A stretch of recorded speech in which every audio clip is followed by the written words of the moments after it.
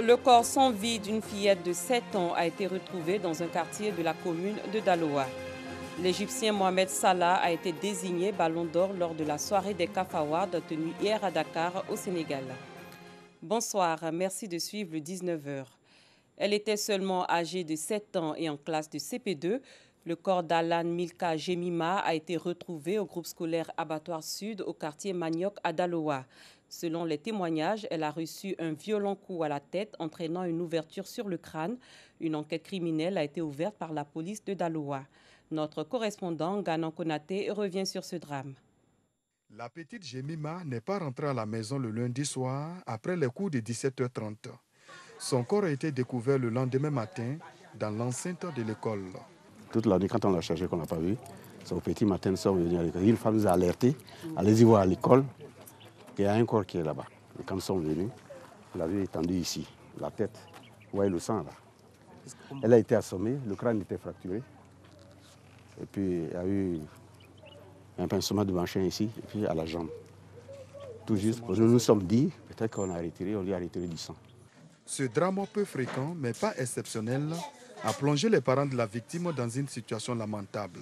Vers les 18h, il était sorti un peu. Donc je suis venue, je ne voyais pas ma fille. C'est ça, elle demandait, où est Jémi?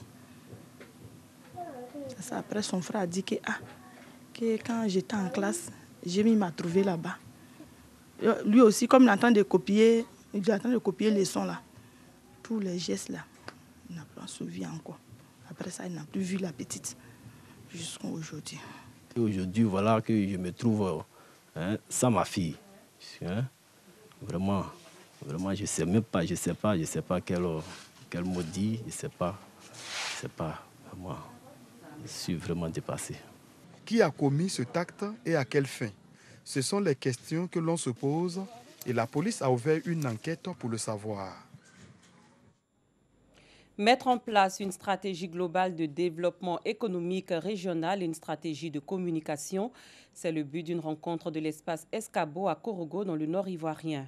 L'espace Escabo renferme les villes de Sikasso au Mali, Korogo et Ferkessédougou en Côte d'Ivoire, Bobo-Dioulasso et Banfora au Burkina Faso. Kader Sogodogo. L'intégration sous-régionale est un puissant moyen de développement économique et social. 3 pays, la Côte d'Ivoire, le Mali et le Burkina Faso, ont décidé de tirer profit de leurs identités communes. Transformer ce qu'ils ont en commun en potentialité économique pour leur développement commun. Ces 3 pays appartiennent à l'espace Escabo, Sikasso pour le Mali, Korogo Ferkessédougou pour la Côte d'Ivoire et Bobo-Dioulasso Banfora pour le Burkina Faso. Le Sénoufo et le Dioula, des langues communes et les activités agro-pastorales communes renforcent donc cette vision, d'où la mise en place d'une stratégie de développement économique régional, DER. C'est Korogo en Côte d'Ivoire qui a été choisi pour mener la réflexion. Le principal objectif de ce programme est de renforcer la capacité des collectivités territoriales dans le portage du développement économique local au profit de leurs populations respectives. Participent à cette rencontre des élus des différentes villes de l'espace Escabo, des structures étatiques des différents pays et des partenaires au développement. Chacun compte jouer sa partition. C'est une volonté de partenariat, une volonté de travailler ensemble. Moi, je suis très heureux que la Fédération canadienne des municipalités, par l'entremise du gouvernement du Canada, ait accepté de contribuer au renforcement du développement économique régional et local pour le Burkina Faso, le Mali, ainsi que la Côte d'Ivoire. Je suis très, très optimiste. 3 projets vont sanctionner les travaux. Un portant sur le développement économique régional, un autre sur la communication et enfin le fonctionnement du DER. La jeunesse musulmane en Côte d'Ivoire a tenu récemment son 2e congrès ordinaire. Thème choisi, la GEMSI face aux mutations du monde actuel. Le président de cette organisation a invité la jeunesse musulmane à adopter un comportement digne et exemplaire dans la société et à promouvoir les vraies valeurs de l'islam. Paga Sorokoni. Docteur Dousso Karim, reconduit à la tête de la GEMSI, jeunesse musulmane en Côte d'Ivoire, pour un nouveau mandat de 5 ans. enseignant-chercheur à l'UFR Sciences juridiques de l'Université Alassane Ouattara de Bouaké, lui et les membres de son bureau ont été investis en présence de nombreux guides religieux, dont Dr Fadiga Moussa Al-Farouk, guide de la communauté sunnite de Côte d'Ivoire. Cette investiture s'est faite à l'occasion du 2e congrès ordinaire de la GEMSI. Dr Dosso Karim, profitant de l'occasion, a invité la jeunesse musulmane à promouvoir les vraies valeurs de l'islam, mais surtout à contribuer fortement au développement économique et social de la Côte d'Ivoire par son abnégation au travail. La jeunesse, c'est le moteur du développement. Quand vous avez une jeunesse bien formée, quand vous avez une jeunesse bien éduquée, vous avez toute la chance d'avoir un pays développé. Et c'est dans cette perspective que nous allons inscrire nos actions.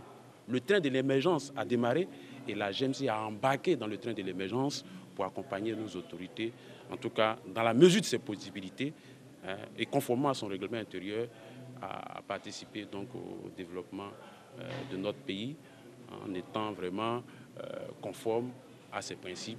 La GEMSI face aux mutations du monde actuel. Ce thème a été développé au cours de ce congrès par l'imam Koné Zakaria. Pour le conférencier, l'islam est et demeure une religion de paix et d'amour.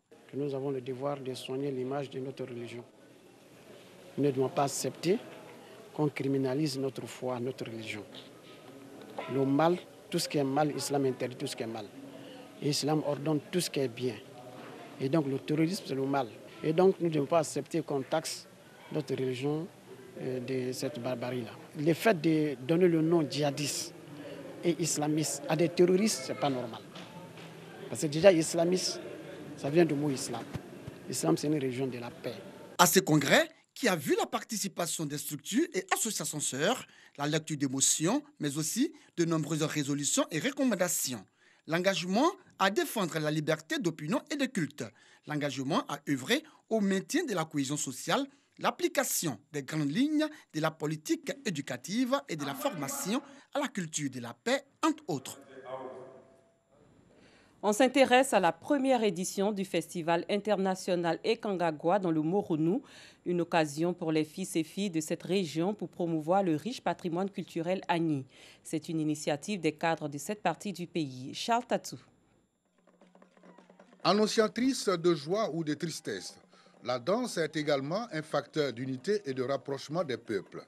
Cet instrument d'expression des peuples africains est en voie de disparition dans presque toutes les localités de la région du Moronou, depuis la léthargie dans laquelle est plongé le royaume Morofoué, cette partie de la Côte d'Ivoire. Conscients de cette réalité, les cadres de la région s'emploient à faire renaître toutes les danses traditionnelles, valeurs de la civilisation du peuple Morofoué. Cela à travers un festival qui est à sa première édition. Le développement aussi peut se faire par la culture, parce qu'à travers la culture, il y a plusieurs festivaliers qui quittent d'ailleurs de tous les pays. Ceux-là viennent que à Bonganou. Ils peuvent trouver des choses qui vont les intéresser. C'est ma partition de donner ce que je peux pour que ma région soit vraiment mieux vue vis-à-vis de l'international. Cadres, autorités politiques et coutumières de la région, tous apprécient l'initiative. C'est une bonne idée. Au moins comme moi, on montre qu'on s'aide ensemble. La deuxième chose, c'est toujours dans le cadre de cette cohésion que tous les fils et les filles de ce département et de cette région, on apprend à travailler ensemble. Anciennement partie intégrante de la région d'Unzi, le Moronou est devenu région administrative depuis 2012. La région compte 3 départements, Bongouanou, Ara et Mbato.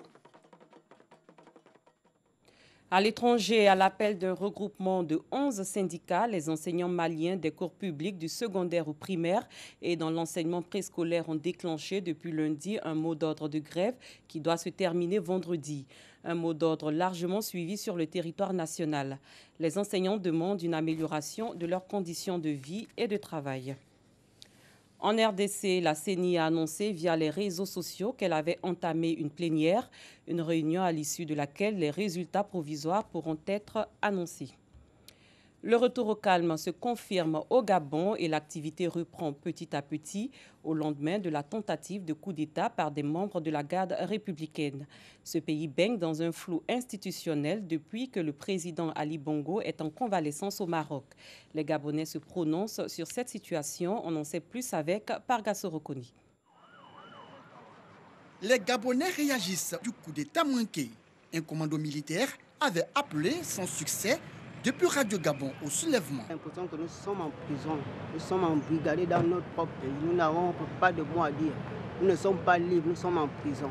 Et ce qu'on a vu, ce sont des choses vraiment que beaucoup de gens pensent, mais parce qu'ils n'ont pas de moyens de le faire. Le pays baigne dans un flou institutionnel depuis que le président Ali Bongo est au Maroc suite à un AVC. On en a marre de rester dans le doute, l'incertitude et nous attendons tous des réponses exactes de notre président s'il est encore apte à assumer ses rôles.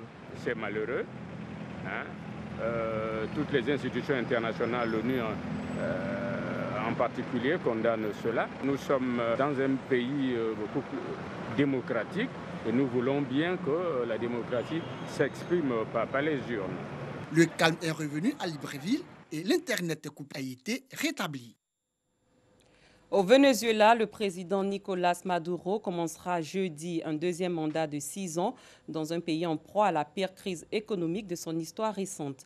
Nous restons avec Parga Sorokoni. Au Venezuela, Maduro va entamer un nouveau mandat dans un pays en proie à une grave crise économique. Des milliers de Vénézuéliens fuient le pays.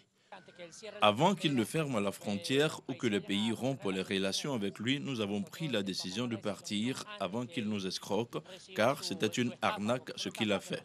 L'inflation atteint 10 millions de pourcentage selon le FMI.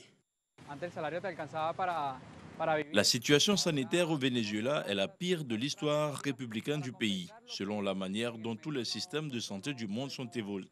La vérité, c'est que le régime de Maduro reste au pouvoir grâce aux tanks de guerre, aux armes, aux fusils, dans un pays qui est, de loin, le plus violent du monde. Le système de santé est en ruine. La situation sanitaire au Venezuela est la pire de l'histoire républicaine du pays, selon la manière dont tous les systèmes de santé du monde sont évalués. Le système de santé de Maduro est un échec. C'était le récit de Doigt de Laser. Dakar, la capitale sénégalaise, a abrité hier la soirée des CAF Awards. Au terme d'une soirée haute en couleurs, l'Égyptien Mohamed Salah a remporté le titre de Ballon d'Or africain pour la deuxième fois consécutive. Salif Ouattara, Odalegbe. Pour la deuxième fois consécutive et devant le Gotha du football africain, l'Égyptien Mohamed Salah a remporté le titre de meilleur joueur africain de l'année. L'Égyptien doit surtout ce titre à sa brillante prestation avec son club Liverpool lors de cette saison et une qualification réussie à la Coupe du Monde avec des Pharaons qui étaient en perte de vitesse par manque d'une attaque de feu. Chose que les Pharaons ont réparée avec le prodige Salah. Mo Salah devance dans le classement son coéquipier de Liverpool, le Sénégalais Sadio Mané et le Gabonais Pierre-Emerick Aubameyang qui a préféré ne pas effectuer les déplacements. Une récompense qui a créé la ferveur au Caire avec des supporters qui avaient déjà savouré en début de journée la désignation de l'Égypte comme pays hôte de la CAN 2019. L'autre grande distinction de la soirée est celle de la Sud-Africaine Christina Tombinga-Tlana, sacrée meilleure joueuse de la saison 2018 et surtout plus beau but de l'année. Un but inscrit lors de la CAN féminine qui s'est déroulée au Ghana et où les Bayana ont fini deuxième, donc qualifiés pour la Coupe du Monde féminine 2019 en France. Fin de cette édition. Merci de votre attention. Bonne soirée sur RTI2. Je vous retrouve demain.